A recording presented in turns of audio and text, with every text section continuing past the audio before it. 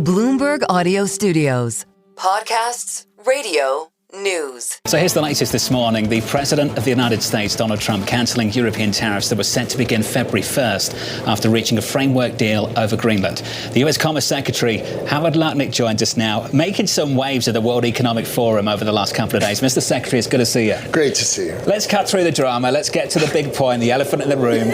What happened at dinner time the other night? I've heard all kinds of stories, booing, Lagarde storming out the room. What happened, sir? Oh, this is so silly. So at the end of the evening, they called on me. I just published an op-ed in the Financial Times, and so they called on me. I gave, 2-3 minutes of my FT, which basically said that globalization, right, and the outsourcing of your industry to the lowest cost in the world, right, had really harmed America, it had harmed Europe, and it had failed us, and that we need to reshore, need to take care of our own citizens. So that's basically the model. And when I was done with that 2 or 3 minutes, one person of the 200 odd people in the room booed. And I felt honored because it was Al Gore. And Al Gore booed. And I was like, really? So Madame Lagarde wasn't throwing bread rolls at you from the back? That wasn't happening? No, I mean, I put it in the FT. I mean, I wasn't like trying to be quiet about it. I mean, I think that globalization, right, and the idea of global supply chains and finding the lowest cost, I mean, that is just not the way to take care of your auto workers, right, who are in Ohio and Michigan. And so we're bringing that back. So think about this. When we were done we started auto tariffs, we started working on it in March, and we finished in November. And we were done. The last day when we finished, General Motors and Ford stocks each went up 10%. General Motors ended the year up 60%. If I had told you on January 1st that General Motors was going to be on 60%, you would all said, oh, stop it. And how about this? On that same day, Sean Fain, who runs the United Auto Workers, called me and said, I can't believe I'm calling a Republican Secretary of Commerce to say, thank God for you and your administration. You're the first administration who's actually taking care of the auto workers of America. So think about that. You can, if you really think it through, you can take care of the company and the worker. You don't have to pick sides because we want union labor growth in America. These are great jobs. Why wouldn't we want them in America? So that's why Donald Trump wins the union vote, because he's actually pro these workers. He literally is pro these workers. It's not a political thing. It's these are great jobs for Americans. Let's go get more of them. There's a lot of money set to come into the United States and big bets, a ton of FDI. We can get into that in just a moment. I just wanted to stay on G7 allies. This week's been quite a week. Emmanuel Macron, the French president, has said, basically accusing the US of trying to subordinate the Europeans. The Prime Minister of Canada, I'm sure you heard his speech, Mark Carney, the other day, said this is not a transition, it's a rupture. How would you describe relations with those countries at the moment? I think our relations are perfectly fine, right? I described the relationship with respect to the whole, when Greenland was going back and forth before we sort of settled it with a framework agreement, right? I called it a kerfluffle. Right? It's basically like if you have an argument with your spouse, that's not real, it's not a real one. It's like a small thing. My spouse doesn't go out there and deliver a speech after that argument and say it's the end of the relationship. Fair enough. But you're right. And I think they overreacted. And it's proof that they overreacted because a day or two later, there's a framework that makes sense, right? What did we say? We said we cared about it for national security. Right? We said we care about it in national security. I mean, it's obvious we care about it for national security because if you're going to build a Golden Dome over the United States of America, right? Wouldn't you prefer the Golden Dome cover Greenland? So when you're knocking out the missiles, you're not knocking them out right over your head? Like we've all seen Israel like knocking out the missiles right over their head with their Iron Dome. Wouldn't you prefer to knock out the missiles if you live on the east coast of the United States of America over Greenland, a couple of thousand miles away where there's no people, right? Doesn't that sound better? So this is sort of where we're thinking about it and how our national security team is thinking about it. So what's actually in the framework? Well, the framework is a national security-based framework. That's what the United States cares about. We care about our national security. and we care about the shipping lanes. So let's talk about the national security and shipping lanes, and let's see if we can't figure out a framework to do that together. And I think that's what the president truthed about. He said we're going to try to figure that out together, because those were the key points that the United States of America cared about. And I think the president's been clear about it, and he just wants people at the table dealing with it swiftly. I mean, think about this. He sends out a truth, and like within 4 days, right, we have a framework agreement. Like, that's, by the way, that's a pretty effective and we had truth, tariffs I have to tell you. We had tariffs on, tariffs off. They were what never does this on. do? They were never on. The threat of them are coming on for February 1st. What does this do now for the agreement you and your team struck with Brussels? Because the legal implementation has now been put on hold. Oh, I think it'll be put on unhold probably tomorrow. I mean, come on. That's why I said it's an overreaction. I mean, they know when the president says this is what's going to happen. I mean, what provoked the president? What provoked the president was that they sent military people to Greenland. I mean, they didn't send military people to Ukraine. Like, why are they sending military people to Greenland? It seemed like a provocation. We spoke to the Finnish leader, and he suggested that was a miscommunication, and he cleared that up pretty quickly. There's something I want to get into with you that I think is quite important. This, of course, is the art of the deal. We talk about it on the programme all the time. The president anchors the story to the extreme and then gets a favourable deal for the United States. I think that's well understood. Something happened, though, in the last 12 months that I think is really interesting. He tried the same thing with Canada and totally upended the election in Canada north of the border. Poilievre was going to sail away with that. The reason Mark Carney's here as Prime Minister is because the President took such an assertive stance on Canada. Now, at the time, I was finding the humour in the conversation. Then the Canadians started lighting up the Bloomberg terminal, sending messages. They were deeply offended. And we've seen that damage the economic relationship with Canada and the United States. And the risk here, Mr. Secretary, and I'd love your thoughts on it and your reaction, because I think this is really important regarding the Europeans. The points you're making about Europe and have made over the last week are valid points, and they're actually well received by a lot of Europeans. But the style in which it's being delivered at the moment, some of them are finding it offensive. Do you think there's a risk here that we damage the economic relationship with the Europeans in the same way we do with the Canadians, and for that matter, derail the conservative movement in Europe that's well underway? I don't. I think the fact is that you need to rethink. I think Europe is amazing, and it's got extraordinary opportunity and a $20 trillion economy. But think about this.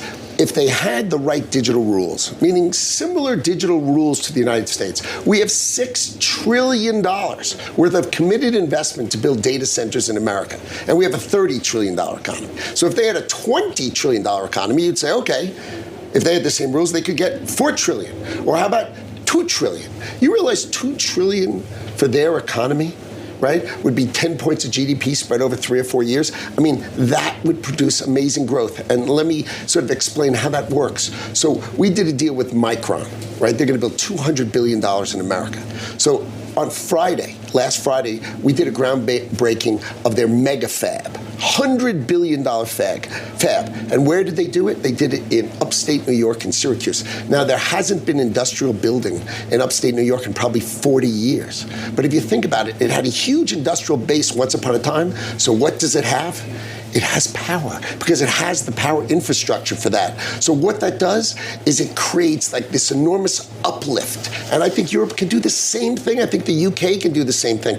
And Canada is just thinking in this arrogant kind of thought. Well, but just to build on what John is talking about, it's a style question. Can you get the same results without using words like calling leaders weak or their economies decaying, right? Is it necessary to provoke the visceral feeling that we feel among a lot of leaders here and in conversations with international investors? I mean, is there any other way? Is that style more harmful than it is helpful? Well, I think it creates listening.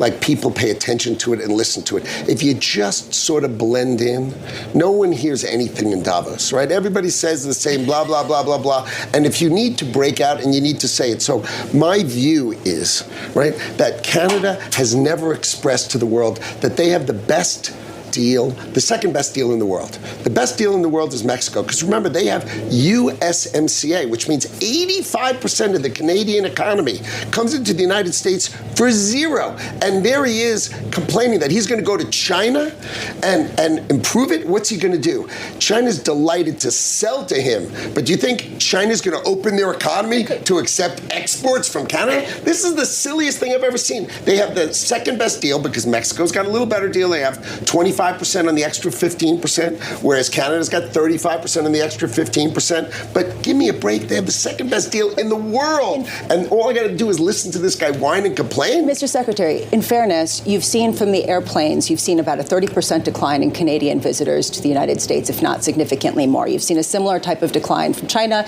European travelers inbound have come down. There is a sense that people do not want to come to the culture of the U.S., and there is this anger about it. And I just wonder if you think that that's just temporary, or you just sort of dismiss that, or you think it's irrelevant to the actual issues. I think what that is political marketing. Right? The Canadians have the second best deal in the whole wide world. If they continue this path, right, which is a political path of a certain thing. I'm going to go fly to China. I'm going to open up my markets to China. I'm going to take Chinese electric cars and do all sorts of this stuff. Then when USMCA gets renegotiated this year, sort of like towards the end of the summer, in the middle of the summer, do you think the President of the United States is going to say, you should keep having the second best deal in the world? I mean, you guys are such great friends. I mean, they are playing with a set of rules that they haven't really thought I can through. hear it in your voice. You're excited about negotiating this, aren't you, later this year? Well, they've sort of given a sort of a roadmap of saying, so I guess we should change the whole deal. Right? You want to be like the rest of the world. You don't want to be this favored neighbor because you've taken it so for granted that you're willing to come to Davos and say there's two hegemonic powers in the world and we're going to decide which one we're going to work with. Really? You're going to either work with the United States of America, where 75% of your economy is totally tied to it, or China? Why would you say that? I think it's political. I think if we take it correctly, we should look at it as just political noise coming out of a prime minister, and maybe this is working for his election, right? Because I don't think it can be real, because if you took out the math of Canada's economy and it's doing business with the United States of America's $30 trillion economy, there's no such thing as changing what they have today. No one would vote for changing what they had today. Now, maybe they're marketing it well, but they're just for their politics. But they're surely not marketing it well for their fundamental economics for long-term the United States. The U.S. is doing deals with China, and I'd love you to walk us through what's going on with the H-20s. Is it accurate now that basically for China to get the H-20 chips, Taiwan needs to send them to America for us to put a tariff on them to make money off it and then send to China? And is it your understanding that China might be susceptible now to these chips, suspect because they're entering through the United States? So it's the H200, right? So that's the chip we're talking about. And Jensen Huang came to the Oval Office and he argued that this is a better chip than they can actually make at any scale, right? So if we sell them to China, right, and Chinese businesses, then they'll start using them and they'll develop on the American tech stack, and that will take some money away from the Chinese tech stack. And it's an interesting argument. There are two sides. There are strong two sides. We shouldn't sell them any, or we should sell them the H200s. Where do you sit? And I stand right in the middle. It was a really, really good discussion, okay? And the president decided that, fine, we'll sell the H200s to them. Okay? And he made that decision. And after he was done, he said, and you know what? I think if we do that, we should get 25% for the American taxpayers. Right, because we're creating something that didn't exist. Do you think China wants to buy them, knowing that they're going from Taiwan back to the U.S., they're coming then to the China? United States because in order to collect 25%, right, the process matter to do it right is you import it, put a tariff on it, and then export it again. Okay? And so that's the model. It's the process model to execute a plan that the President of the United States of America made. Right? So that's just the execution model of how to do it. It's just process, right? And it's the same H200 chip. And the question we'll find out is the businesses in China want to buy it. That's for sure. The question is, does China's central government right, want, when they have that same argument, do I want to give my companies this chip that they're all clamoring for, or do I want to force them to take the pain of using lesser chips that are domestically made, but helping our domestic companies grow? And that's a question we're going to see how it goes. But I think the president put that question out there, and I think it's a really interesting one. I didn't say there's not two sides of that coin, right? Yeah. But the president thought having Chinese developers on the U.S. tech stack, right, given sort of the middle, he falls that way. And it was a really robust discussion. Both sides of the discussion were in the room. It was a deep and thoughtful discussion, and that's where he came out, and that's why he's the president. So, just a final thought, just listening to this engaging conversation of the last 15 minutes or so, do you fancy the Fed seat over the Federal Reserve? I can see Commerce Secretary in the Eccles building. I fancy it? You can see him in the Eccles building. Oh, my God. Can you imagine the magic of that news conference? These news conferences are pretty dry. I would definitely sign up for the news conference. I'd be going. You know what I call that? I call that an Amy Winehouse. No. I call that box office. It's good to see you. Mr. Secretary, thank you. Yes, that's a no. I'm just making sure Mrs. Ferro hasn't scheduled a speech. Exactly. Don't want that, do we? Mr. Secretary, thank you. Appreciate your time.